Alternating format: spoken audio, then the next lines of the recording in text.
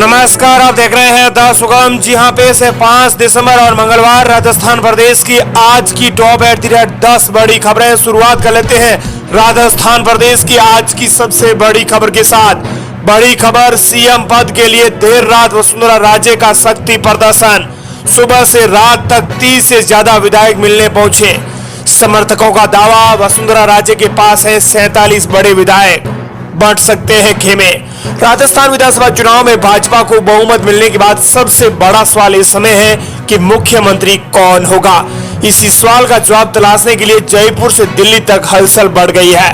वहीं सीएम पद के प्रमुख दावेदारों में से एक वसुंधरा राजे ने चुनाव नतीजों के अगले ही दिन देर रात शक्ति प्रदर्शन शुरू किया है। दरअसल सोमवार को सुबह से लेकर देर रात तक उनके पास 30 से ज्यादा विधायक उनके जयपुर स्थित आवास पर मिलने पहुंचे हैं। इसके अलावा समर्थकों ने यह दावा किया है कि वसुंधरा राजे के पास 47 विधायक आए हैं। दरअसल रविवार को आए विधानसभा चुनाव 2023 के परिणाम में भाजपा पूर्ण बहुमत के साथ 115 सीट लेकर तो आ गई, लेकिन खास बात यह है कि प्रदेश के नए चेहरे में मुख्यमंत्री चेहरा कौन होगा। सबसे पहला दावा वसुंधरा राजे का है, क्योंकि वे 2 बार मुख्यमंत्री रह चुकी है। सीएम के 2 अन्य फेस राजेंद्र राठौड़ और सतीश पूनिया चुनाव हार गए हैं, जिनकी वजह से वो दोनों बाहर हो गए हैं। अब जो बचे हुए चेहरे हैं उनमें अर्जुन राम मेघवाल, सीपी जोशी मुख्य हैं, लेकिन दिया कुमारी और बालकनाथ का नाम भी सामने आ रहा है। प्रदेश की अगली बड़ी खबर, सतीश पूनिया का आमेर से चुनाव नहीं लड़ने का ऐलान। बड़ी खबर, विधानसभा चुनाव में परिणाम में कई दिग्गजों को हार का मुंह देखना पड़ा है। इनमें भाजपा उपनेता प्रतिपक्ष सतीश पूनिया भी शामिल हैं और इसी समय पूनिया ने आमेर विधानसभा चुनाव लड़ने से अब इनकार कर दिया है। उन्होंने कहा कि मैं कभी भी आमेर की धरती से चुनाव नहीं लड़ूंगा। कहा भविष्य में नहीं दे पाऊंगा समय, नेतृत्व योग्य व्यक्तियों को नियुक्ति करे भाजपा। पूनिया ने हार के बाद एक ट्वीट करते हुए कहा है कि ये मेरे लिए सबसे कठिन परीक्षा की घड़ी जैसा समय है, परंतु परिस्थितियों और मनोवैज्ञानिक रूप से मैं आमेर में चुनाव नहीं लड़ूंगा।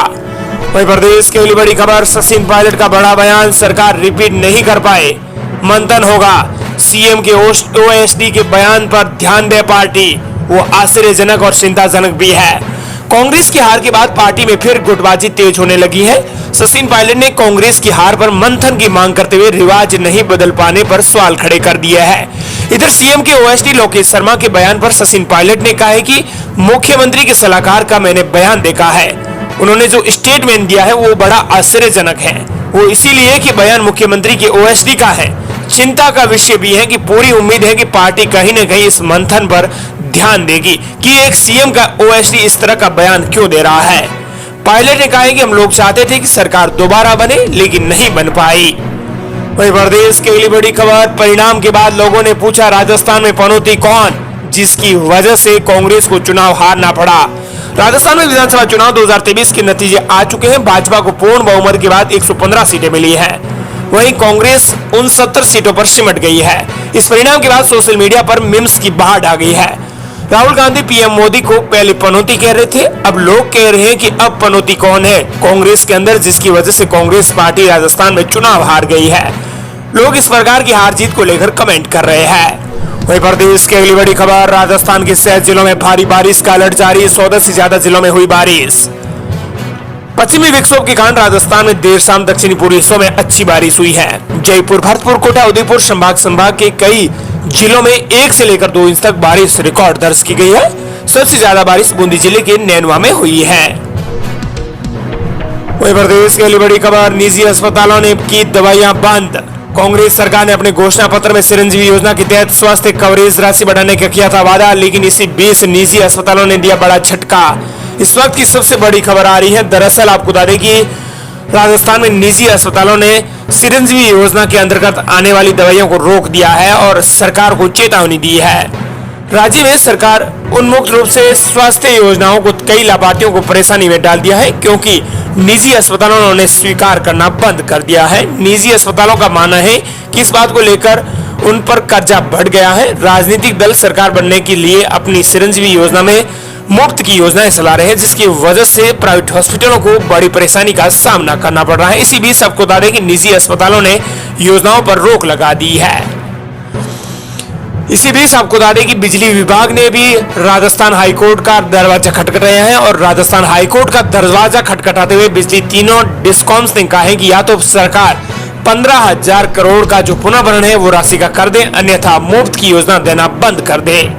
वहीं प्रदेश के लिए बड़ी खबर, 22 जनवरी को मनाएंगे दीपोत्सव, राम मंदिर प्राण प्रतिष्ठा महोत्सव को लेकर पूरे देश में बांटे जाएंगे पीले चावल।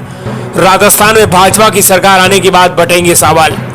अयोध्या में बन रहे राम मंदिर में भगवान श्री राम के बाल स्वरूप रामलला के प्राण प्रतिष्ठा महोत्सव 22 जनवरी को होगा, यानी आज से 1 महीने के बाद।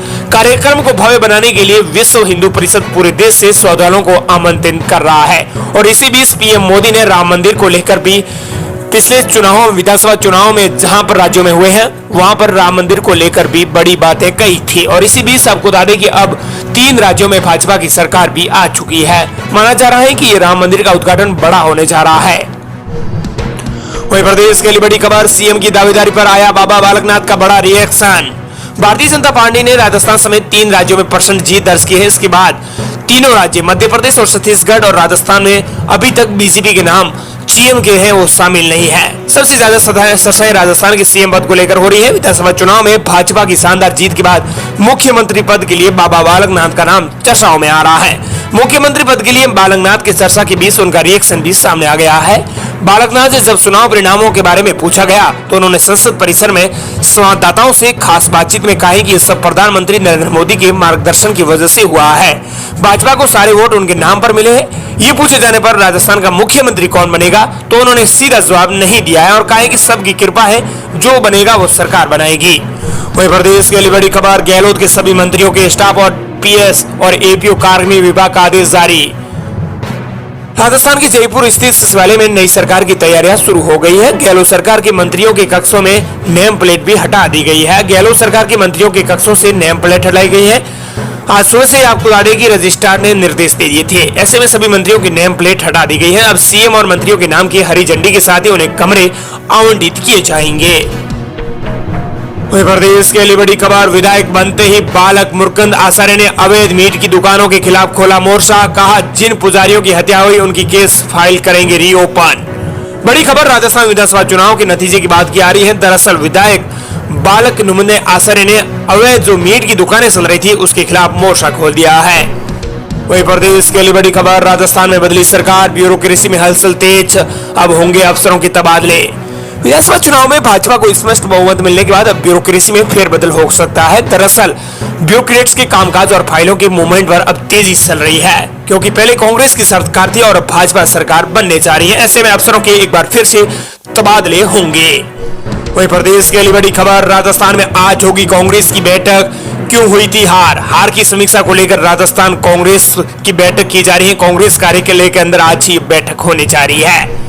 वहीं प्रदेश के लिए बड़ी खबर, राजस्थान में सीएम फैस को लेकर हलचल तेज। बालकनाथ से कांग्रेस नेता अधीर रंजन बोले राजस्थान के मुख्यमंत्री बन रहे हैं बालकनाथ।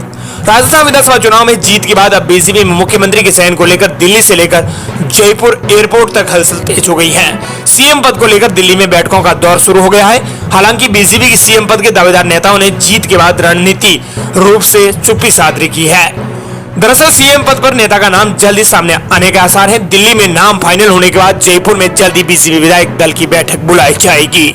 इस बैठक में बीजेपी के चुनाव प्रभारी, प्रदेश प्रभारी और वरिष्ठ नेता शामिल रहेंगे। विधायक दल की बैठक में सीएम के नाम की घोषणा की जाएगी। बीजेपी में अब तक इसी परिपाटी से सीएम के नाम की घोषणा की जाती रही है। वहीं प्रदेश के लिए बड़ी खबर, सरकार बनते ही हरियाणा और राजस्थान को एक और बड़ी मिली एक्सप्रेस वे की सौगात। दिल्ली मुंबई एक्सप्रेस को ट्रांस हरियाणा एक्सप्रेस से कनेक्ट कर दिया जाएगा। ये ग्रीनफील्ड एक्सप्रेस वे 86 किलोमीटर लंबा होगा। ये हरियाणा के नारनौल से राजस्थान के अलवर तक बनाया जाएगा। राजस्थान में बीजेपी सरकार बनने के बाद ये सबसे बड़ी घोषणा हो चुकी है। इसका ऐलान भी हो चुका है। कई राज्यों को इसका सीधा फायदा मिलेगा। वहीं प्रदेश के लिए बड़ी खबर, धरी रह गई गहलोत की गारंटियां, सामाजिक सुरक्षा योजनाओं के सभी प्रभारी मंत्री हारे। राजस्थान में अशोक गहलोत और कांग्रेस की जिन गारंटियों के बूते चुनाव मैदान में उतरे थे वे सभी गारंटियां मतदाताओं ने खारिज कर दी है। हालात तब अजीब हो गए जब इन गारंटियों वाले विभागों के सभी मंत्री भी हार गए हैं। अब गहलोत की ये योजनाएं धरी रह गई है। इसी बीच मुफ्त बिजली योजना ने भी दगा है वो दिया है। और इसी बीच आपको बता दें कि सबसे बड़ी खबर यह है, मतदाताओं ने भंवर सिंह भाटी जो बिजली मंत्री थे उन्हें भी हटा दिया है। जो बिजली मंत्री होने के नाते राजस्थान की जनता को 100 यूनिट और किसानों को 2000 यूनिट बिजली दे रहे थे, उन्हें भी जनता ने हरा दिया है। ये थी राजस्थान प्रदेश की आज की टॉप @ 10 बड़ी खबर।